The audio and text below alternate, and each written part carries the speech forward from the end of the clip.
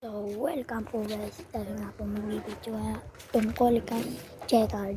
Checard nga po ay nawala. Yung pares nga po nitong giant natin guys. Giant nga po natin yan. Ito nga po nakakambuka guys kasi ito ko lang. Yun nga po yung nangingitlog guys. Yung nangingitlog yan. Johnson relax. So guys, una upload nga natin guys. Yung ating mga kalapati dito guys, wala na. Pero kuha pa nga dahil nilipat ko nga sila ng loob doon. Handcheck pagitan mo guys yung mga wala na palang itlog dyan guys. Nagpisa na nga po guys, pinabigay ko na lang guys. Kung gusto nga po ninyong humingi, guys, punta nga lang po kayo dito, bigyan ko po kayo guys.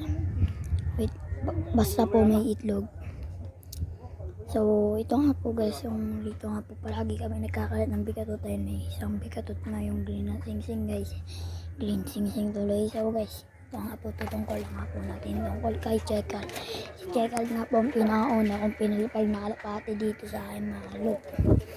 Si Checard yung mapayat na babaeng kalapati.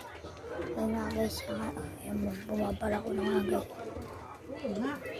guys, may bumabala ako si Wasa kamukha guys, si Bag, tapos si Pitik nga guys. So si Balak nga guys, di pa bumabala ako. Tapos ayun nga guys, di pa yung bumabala. May pagkabata, may pagkabatanda na rin po, di pa rin yung alawa nga po natin upload. Dito nga po yung paitlugan natin guys, nasa kamukha. Tapos yung Johnson natin.